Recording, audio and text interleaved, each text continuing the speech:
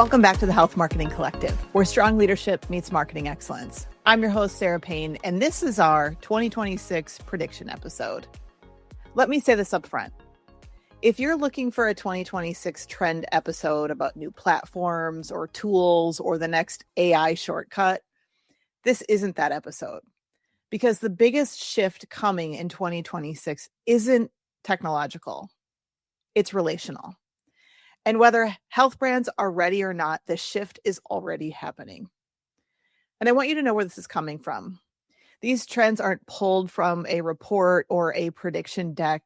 They're coming from what I'm seeing every day with marketing leaders, with founders, with executives, people coming on this show who are trying to lead in an environment that's louder, faster, and more automated than ever. And what I'm seeing is this. The brands that are winning right now aren't chasing more. They're choosing closer. So these aren't what's shiny predictions for 2026. They're decisions. And the brands that make them early will have an edge the rest won't be able to catch up to. Let's get right into it. Trend number 1 is human connection becomes the strategy, not the soft stuff. Here's the uncomfortable truth that nobody wants to say out loud. AI is making mediocre marketing incredibly efficient. And that's the problem. Because when everything is faster, cheaper, and easier to produce, meaning becomes scarce. So in 2026, people will crave fewer messages, better conversations, brands that feel present and not automated. And let me be clear, this isn't about rejecting AI. Clearly, it's here to stay and we need to embrace it. Rather, it's about refusing to let AI replace the parts of marketing that build trust. The brands that win won't be the ones pumping out more content. They'll be the ones investing in smaller rooms, longer conversations, real relationships with customers, clinicians, partners, and peers. Think fewer webinars and more invite-only roundtables, less mass content, more thoughtful follow-ups, less automation, more intention. Human connection isn't a tactic in 2026.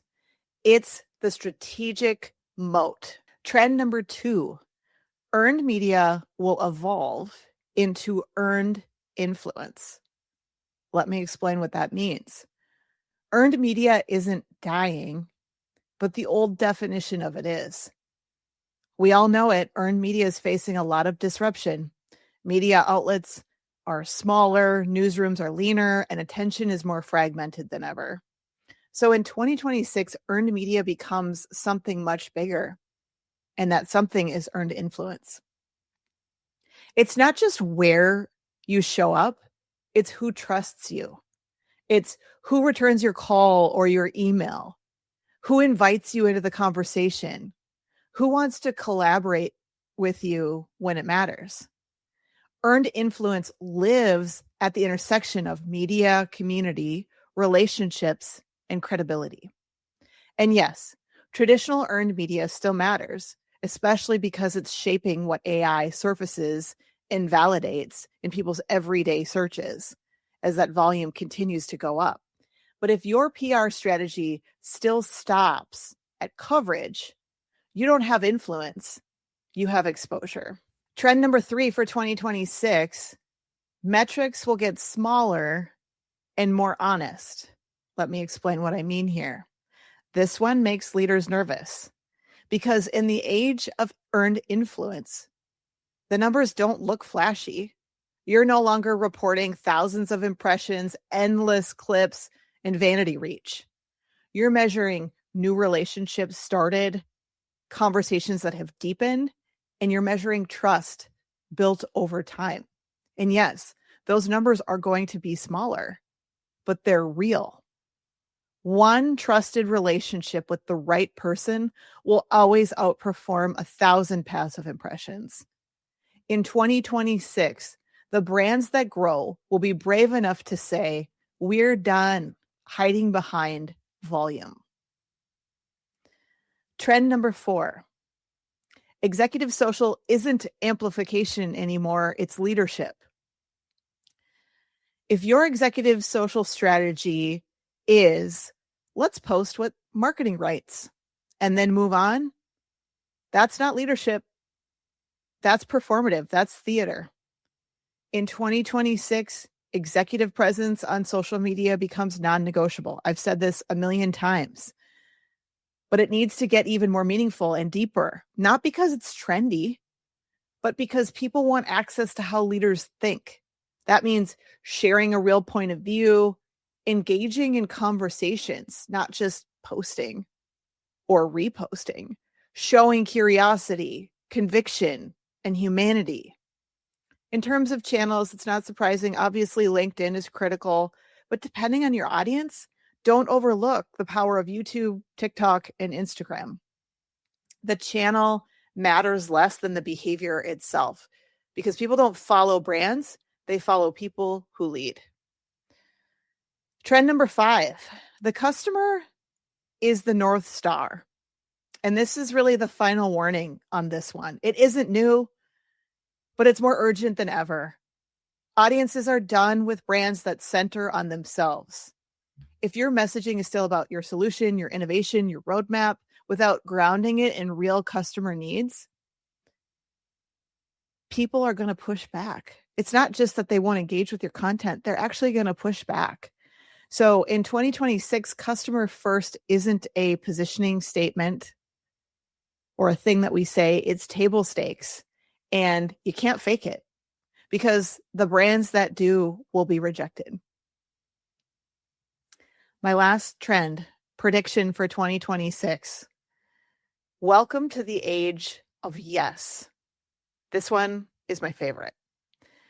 I think we're entering a moment where brands stop asking, does this scale? And start asking, does this matter? In the age of human connection, in the age of trust, in the age of authenticity, the moments that define your brand won't always be big. They'll be personal. It might be your CEO responding to a single piece of customer feedback, your brand showing up quietly for somebody who needed it, or saying yes to something that maybe historically felt too small to matter. Those yeses become your story, not because they went viral, but because they were real. So before you say no in 2026, ask yourself, how could we make this happen? How could we lean in and say yes and make this happen? Because the brands that rise won't be the loudest, they'll be the most human. If there's one thing that I want you to take into 2026, it's this. The future of health marketing isn't louder, it's closer. And the brands that understand that, they won't just survive what's coming, they'll lead it. And we're going to explore more of that together on this show. In 2026, I'll be bringing on guests who don't just talk about these trends, but they're actually building inside of them. Leaders who are rethinking influence and what meaningful marketing really looks like. But I don't want this to be a one-way conversation. If you've got a perspective on what's coming next in health marketing, put it out there. Share your own 2026 predictions. Challenge mine and tag me when you do, please. Because that's how these conversations grow. And that's where I'm finding future guests. Because the future doesn't belong to the loudest voices. It belongs to the ones who are willing to show up and engage. Lastly, before we wrap, I want to pause for a moment of gratitude. The show isn't about me, it's about you. It's about the collective of health marketing leaders who believe marketing is more than promotion. It's business strategy, it's customer experience, and it's a force for real change in the industry. The conversations, the impact, and even the recognition that this show has received is a reflection of the collective wisdom of this community. And I'm incredibly grateful for that and to continue to learn from you and to build this together with you. Thanks for joining me. I hope you had an awesome 2025, and I'm looking forward to an even more amazing 2026. We'll see you next time.